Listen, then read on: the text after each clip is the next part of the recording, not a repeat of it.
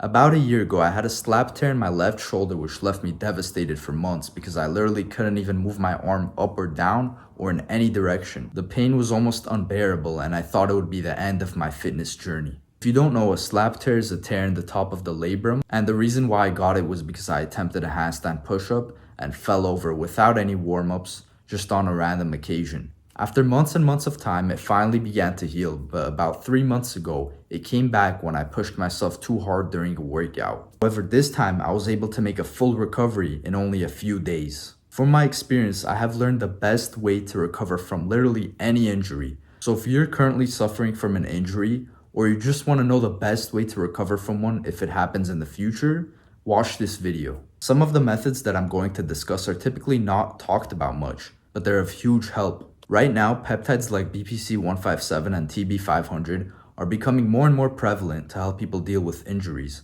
but the methods I'm going to discuss in this video are going to tell you exactly how to recover from any injury in a way that doesn't involve these peptides and that you can get similar results in a natural way. So let's get straight into it. So number one, with any injury, first you're going to go on YouTube or really any resource and you're just going to research about it. You want to know exactly what your injury is. You want to know exactly what part of your body you're dealing with, why it happened, and then you can begin to work on it. So while doing this research, see what exercises people recommend to heal from it. In terms of physical therapy, you want to assess which movements help people the most because these are the movements that you're going to be prioritizing. Next, you want to probably go and purchase some resistance bands. You only need a really light resistance band to work with. With controlled movements using resistance band, you can induce mechanotransduction. Now these movements you're going to be doing are going to promote blood flow to any area that you're targeting in your injury, and that's going to help transport nutrients into that area and help it recover quicker. The reason why resistance bands are so good is because they're low impact and they allow for specific target. This movement and tension is going to signal to your cells to recover and repair the tissue. Now coupled with this, you're going to want to stay active overall and try to move as much as possible.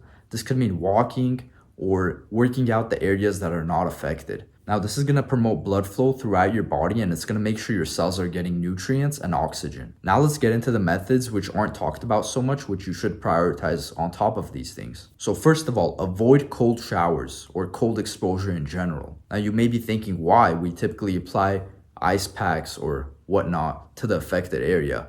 But the reason being is because cold exposure restricts blood vessels and it reduces the inflammation to the area. Now, inflammation is initially good because it triggers the process of repair, and by being exposed to the cold, you're blunting this whole process, which can delay your healing. Next, you want to up your cholesterol intake. This means eating as many eggs as possible. Eggs have been proven to repair your body quicker, as shown in some studies done. For example, when burn patients were given a lot of eggs, they recovered quicker than the ones that were not given. Cholesterol is responsible for producing many of the steroid hormones in our body, like testosterone, that's going to help to recover your tissues. On top of this, you want to be consuming a lot of protein, mainly chewy meats, because these are going to have more collagen, more of those things that are going to build your tissues up. Have collagen-rich foods like bone broth or cartilage, which is going to promote fibroblast activity. Dairy is also excellent to pair with this because it has a lot of calcium and other growth factors that are going to help your body recover. And make sure you're eating fruits that are high in vitamin C. This is going to pair with the collagen that your body's receiving, and it's going to promote to overall rebuilding your body. One thing you should definitely avoid is being in a caloric deficit while you're injured. You should be in a slight caloric surplus because your body needs as many materials as it can to rebuild. Also, try to get vitamin D as much as possible, either from the sun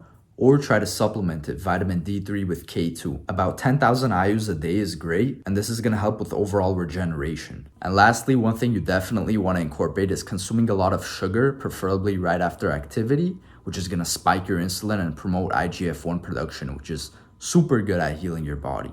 I have made a video on this that you can go check out in depth, explaining how this whole thing works, and that sums it up. So all of these methods are going to work synergistically together in order to give you the best result in terms of your recovery. So trust me, take it from my experiences, if you incorporate everything I showed in this video, you're just going to recover so much faster than you would without it. Make sure to drop any questions you might have about any of these topics in the comment section and I'll make sure to get back to you. I wish you the best of luck in your recovery journey. Please subscribe for more videos and click the link in the description if you would like one-on-one coaching with me. Thank you for watching.